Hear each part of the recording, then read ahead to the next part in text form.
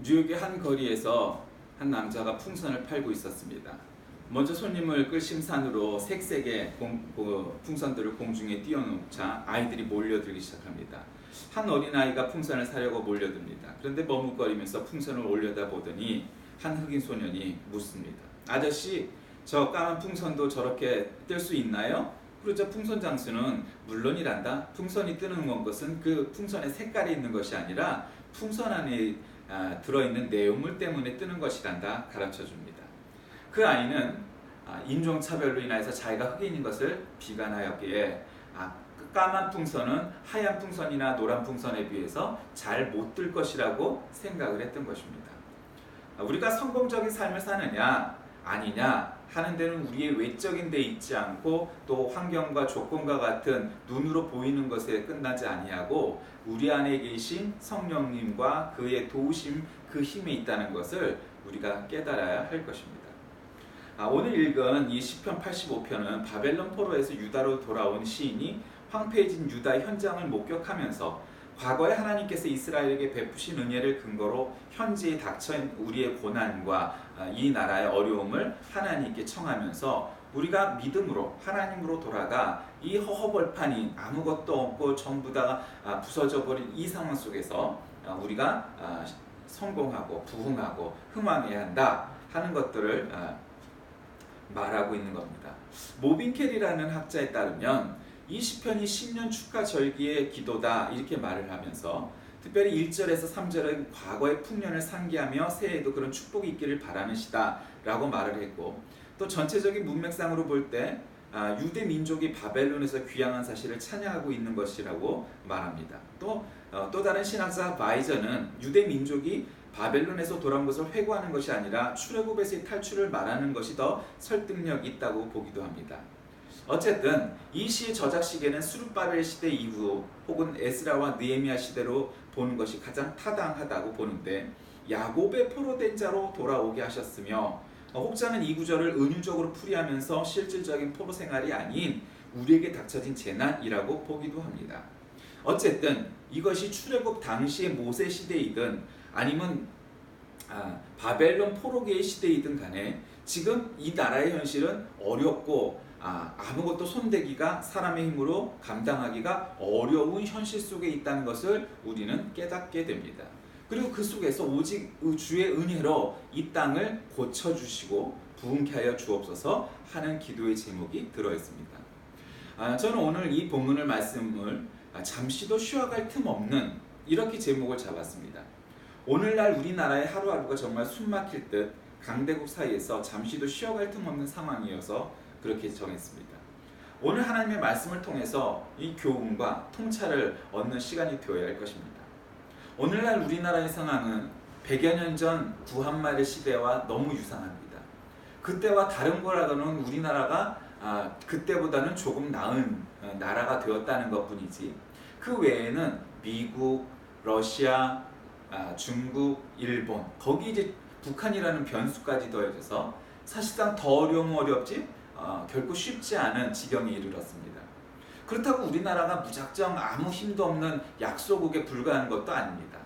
워낙 여기에 모여있는 네 나라들이 세계 최강대국의 4대 강국이라고 할 수 있는 나라들이기 때문에 그런 것이지, 우리나라도 10번째, 11번째쯤 되는 세계 강대국인 것도 사실입니다.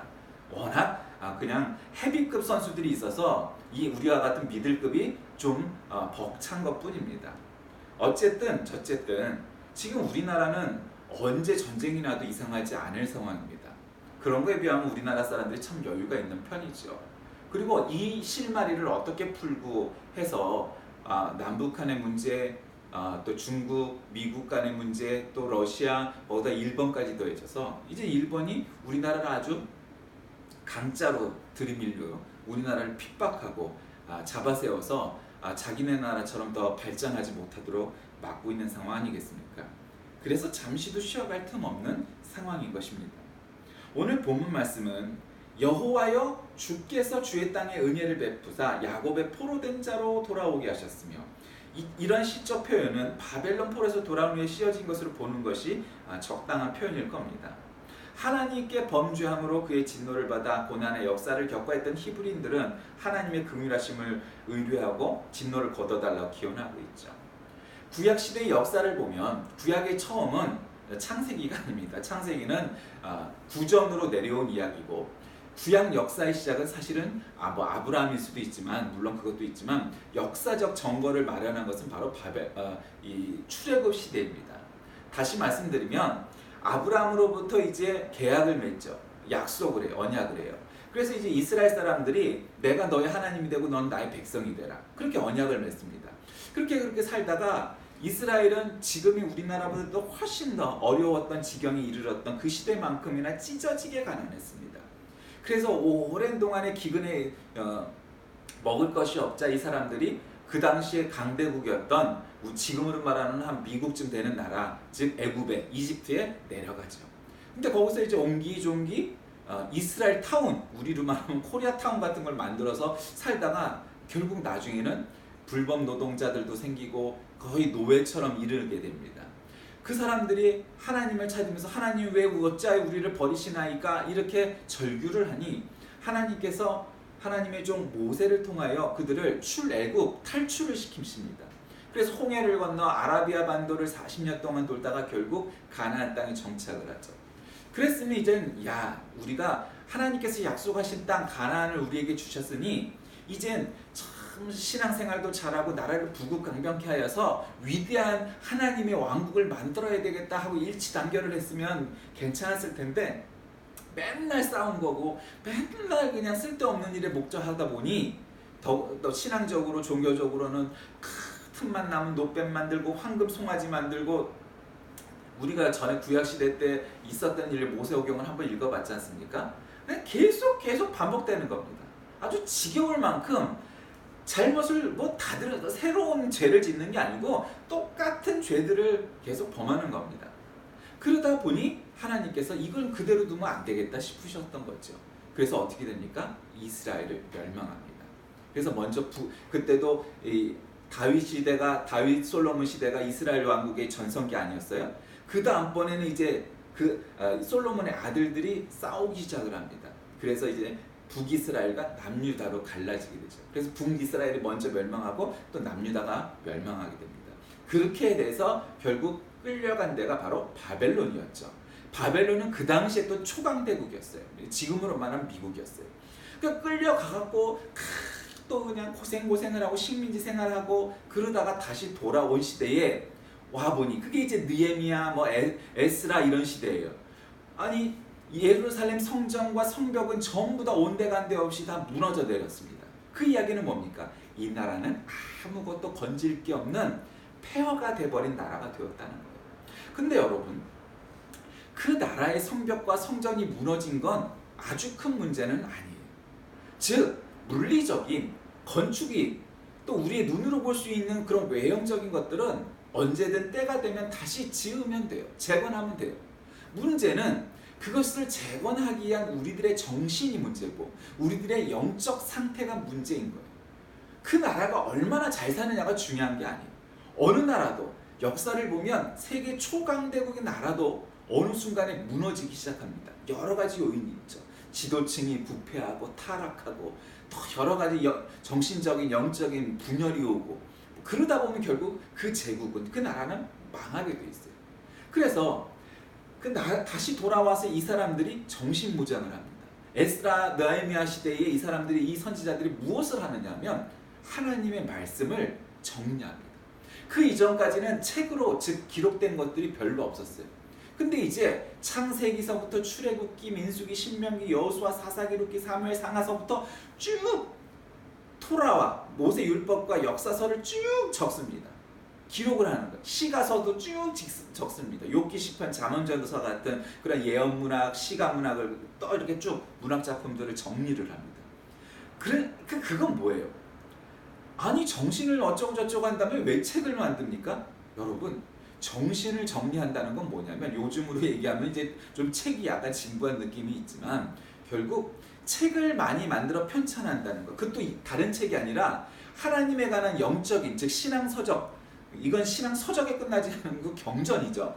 경전을 정리하면 어떻게 돼요? 하나님에 대한 믿음이 정리가 되는 거예요. 그러니까 신앙이 부흥하게 돼 있는 거예요. 그러면 이 사람들의 정신 상태, 영적 상태가 다시 재정립이 되는 거죠. 그를 통해서 성전도 성벽도 건축하고 경제도 정치도 군사도 문화도 부흥하게 되어 있는 것이죠. 그게 중요한 거예요.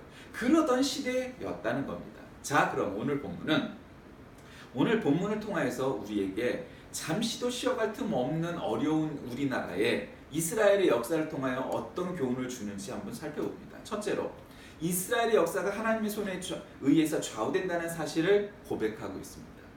여러분, 사람들이 그렇게 말하면, 일반 사람들은, 예수 믿는 사람들이 한국의 역사가 하나님의 손에 좌우된다 얘기하면 뭘 역사가 보이지도 않는 하나님 손에 어쩌고 저쩌고, 심지어는 교회 안에서도 신자라고 말을 하고 주일날 예배를 드리고 있는 사람들 가운데, 교인들 중에도 에이, 역사는 정치인들이 만드는 것이지 뭐 이렇게 생각하기도 합니다. 그렇지 않습니다. 물론 그들은 역사의 주역이 될 수 있죠. 그러나 역사는 하나님의 손에 의해서 좌우된다는 사실을 시인해야 되고 인정해야 합니다. 위대한 사람이 어느 한 시대를 갖다가 부흥하게 하고 강성하게 만들 수는 있습니다.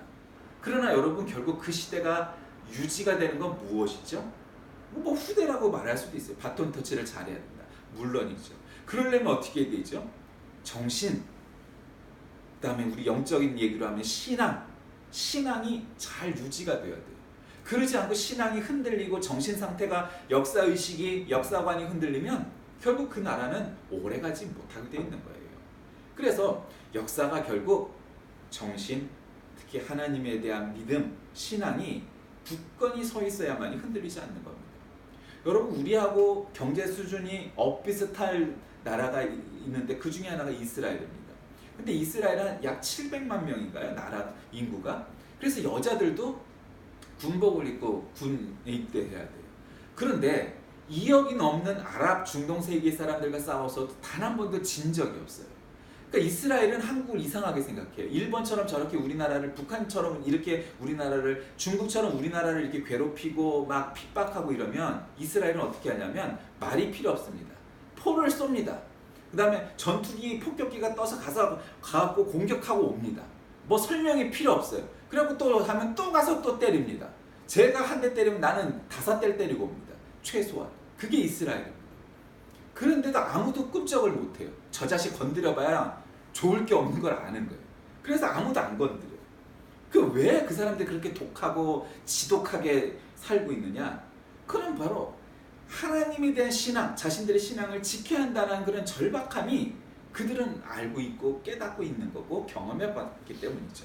2000년 동안 나라 없는 민족으로 살아봤기 때문에 자신의 나라를 지켜야 된다는 그 철저함이 그들에게는 있는 거죠. 두 번째로 시인은 그들의 죄를 용서하고 덮으시는 하나님을 칭송합니다. 지금 그렇게 출애굽을 통하여서 하나님의 은혜를 경험하고 만나와 메추라기를 주시고 그랬는데도 조금만 모세나 여호수아나 뭐 이런 지도자들이 없으면 금송아지 만들고 노뱀 만들고 불신앙 저지르고 막 이런 짓거리들을 하는 거예요. 그럼 하나님이 그래 용서해 줄게. 그랬는데 결국 하다가 오랜 세월 동안을 해도 안 되니까 아예 이 나라를 갖다 없애버리셨어요. 야, 그러면 이 사람들이 이제 이 하나님이 이게 지키지 않으면 우리나라가 내가 존재할 수가 없구나를 깨달아서 우리가 정신을 차려야지 해야 되는데, 출애굽 시대 이후에 뭔가 잠깐 부흥하고 에스라 느헤미야의 다시 전성기가 조금 돌아오는 듯 했으나 또 돌아가는 거죠. 그렇게 해서 구약 시대의 한가운데 있는 게 바로 이 이 포로기예요. 그래서 바벨론 포로기 이전과 이후로 구약 시대가 나뉜단 말이에요. 그래서 후반기가 돼서도 결국 계속해서 전반기와 별 다를 바가 없었더랍니다. 참, 우리가 이런 역사서를 보면서 우리가 무슨 생각을 합니까? 인간 똑같구나.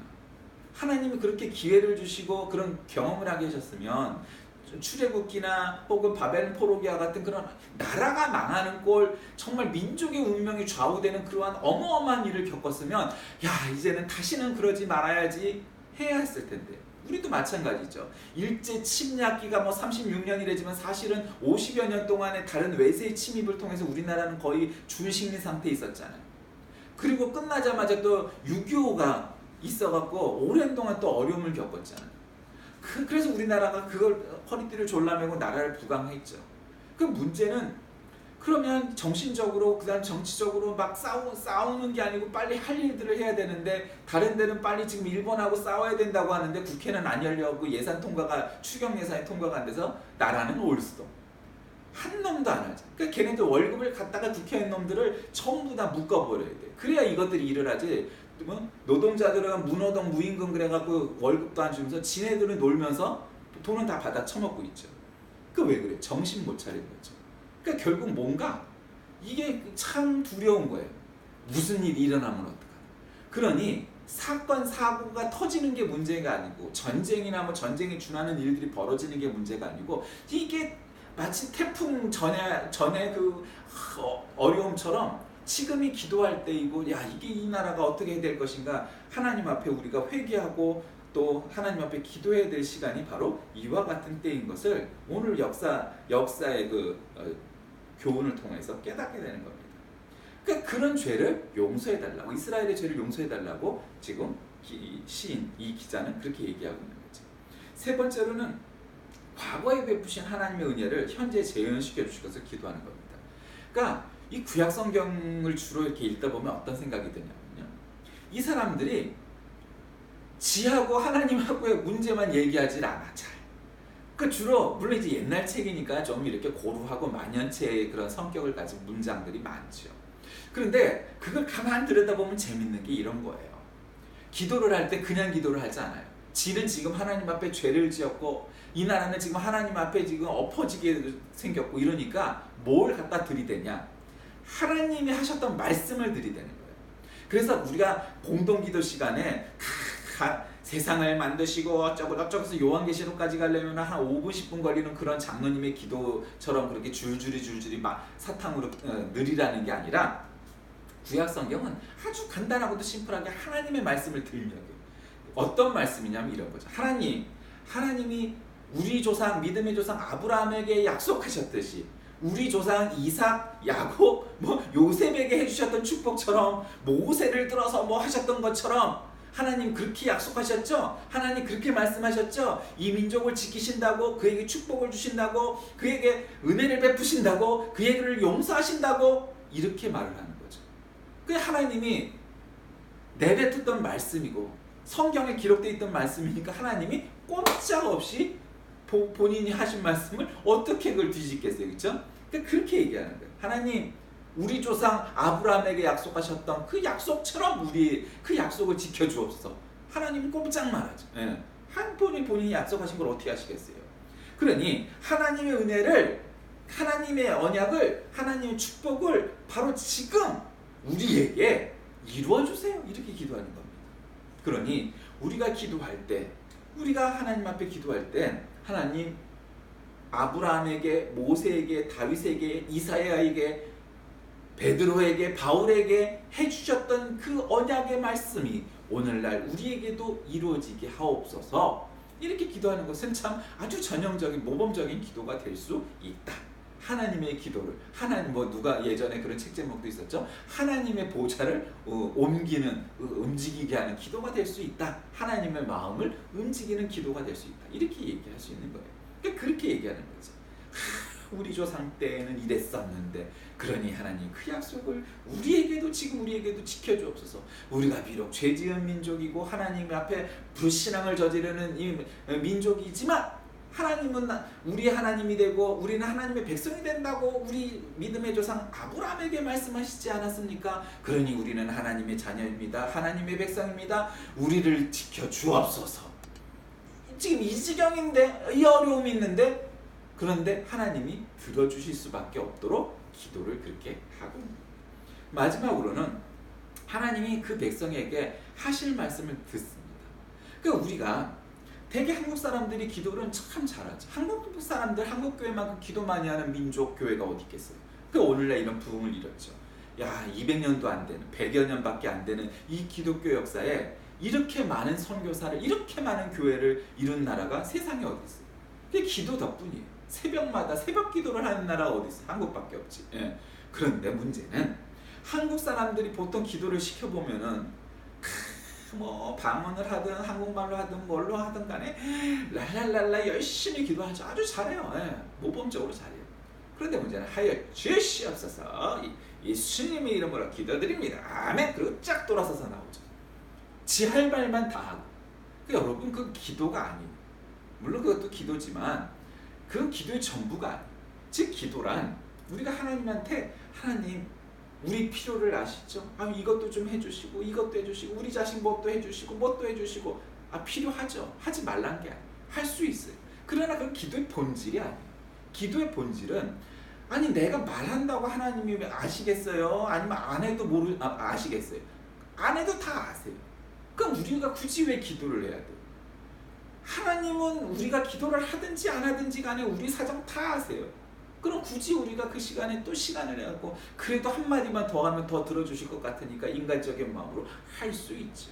그러나 기도가 정작 중요한 까닭은 우리가 하나님의 말씀을 통하여, 즉 설교를 통하여, 또 독서를 통하여, 또 우리의 삶의 이 경험들을 통하여서 하나님이 말씀하시죠. 그런데 기도를 통하여도 하나님의 말씀을 들어야 되는 줄 믿으시길 바랍니다. 하나님, 내가 지금 이렇게 어려운데, 우리나라가 지금 이 지경인데, 어려움이 있는데 도대체 어떻게 해야 할까요? 그걸 들어야 되죠. 그러니까 말하는 자는 많으나 듣는 자가 없다는 거예요. 그게 중요한 거예요. 그게 지금 우리에게 필요한 거예요. 하나님의 말씀을 들어야 되는 거예요. 오늘날 우리가 갖고 있는 개인적인 또 민족적인 공동체적인 어려움들이 우리에게 많이 있는데, 하나님은 지금 이 상황을 어떻게 이해하고 해석하고 어떤 말씀을 주실 것인가를 들어야 돼요. 우리나라가 안 망하는 것이 하나님의 뜻이겠어요? 아니 우리나라가 망하는 게 뜻이 하나님의 뜻이겠어요? 우리는 알 수 없죠. 문제는 우리가 망하느냐 안 망하느냐 있지 않은 거예요. 그러니까 하나님의 뜻을 향하여 하나님의 그 뜻이 어디에 있는지 분별하도록 하나님의 말씀을 들어야 돼요. 우리나라가 이 지경에 이르러서 어려움에 처해 있는데 이게 우리가 망할 징조인 건지, 아니면 북한과 통일하고 만주로 진출하여서 중국은 쪼그라들고 대제국을 형성할 일이 이 지금 앞에 와 있는지 우리는 알 수 없죠. 알 수 없어요. 우리나라가 망하든 우리나라가 대제국이 되든 그게 도대체 하나님의 뜻과 무엇이 관련이 있는지를 깨달아야 돼요. 터무니도 없는 그냥 상상 속의 그런 학문이나 생각들을 갖다가 주워들어서 편집하는 데서 끝나는 게 아니라 도대체 하나님의 뜻이 어디 있는지를 우리가 분별해야 되는 거예요. 그리고 역사의 교훈과 공부를 통해서 우리가 어디로 나아가야 될지를 깨달아야 되는 거예요. 그러니까 하나님의 말씀, 하나님의 응답을 들어야 된다. 그러니까 기도는 듣는 것임을 믿으시길 바랍니다. 그러니까 기도는 듣는 거예요. 그러니까 들어야 되는 거예요. 뭐라고 말씀하시는?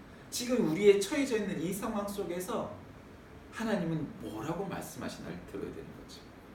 자, 말씀을 정리합니다.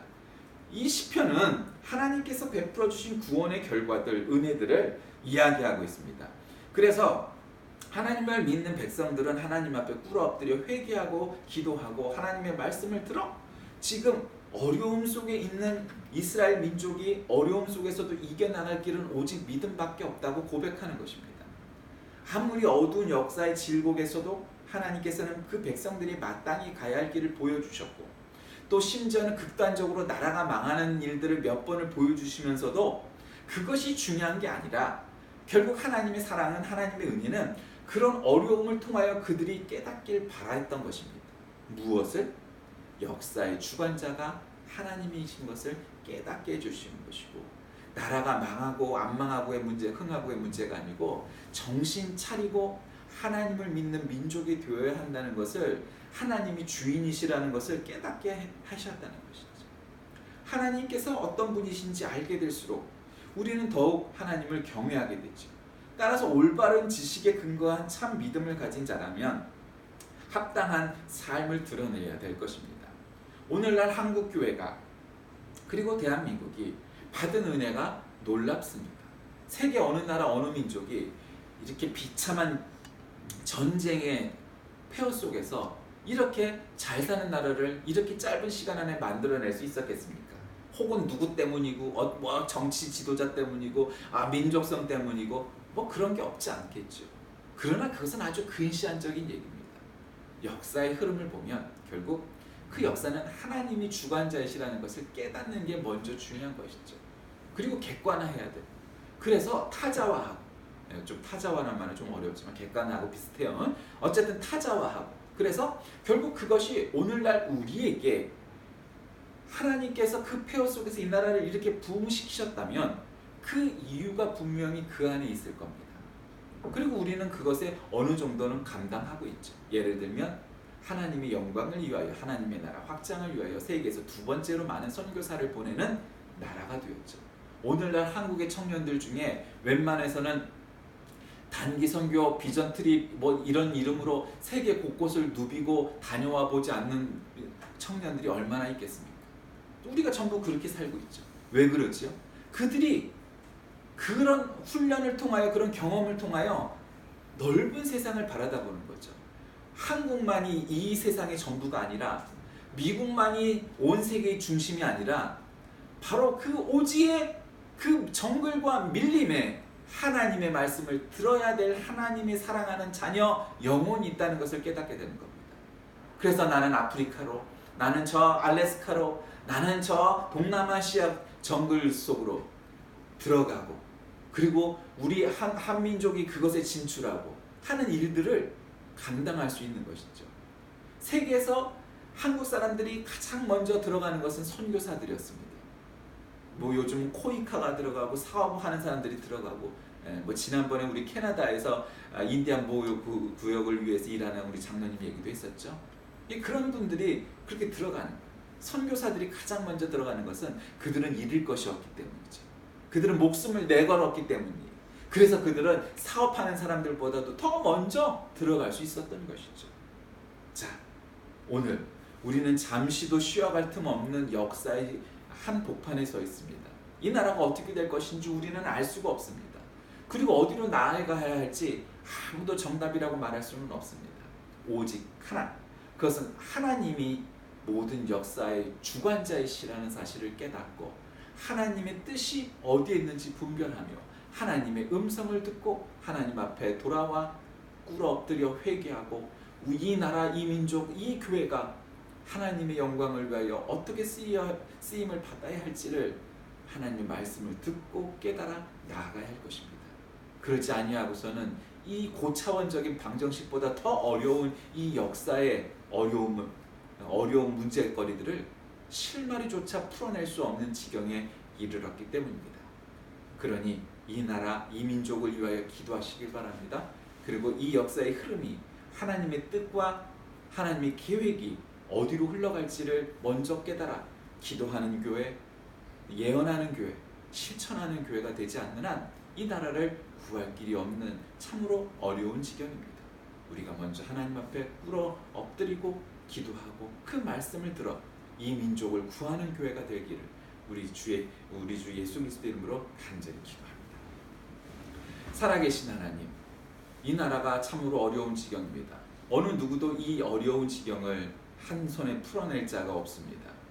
오직 하나님만이 이 모든 것의 주체자 되시고 주관자이심을 고백하오니 하나님, 이 나라, 이 민족을 지키시고 우리가 어디로 가야 할 바를 찾지 못할 때마다 하나님의 음성을 듣게 하시고 그리하여 이 나라를 통하여, 이 민족을 통하여 세계 열방에 세계 모든 사람들을 위하여 선교사를 파송하고 교회를 짓고 영혼을 구하는 가장 위대한 민족, 하나님의 전사가 되게 하여 주옵소서. 예수님의 이름으로 간절히 기도드립니다.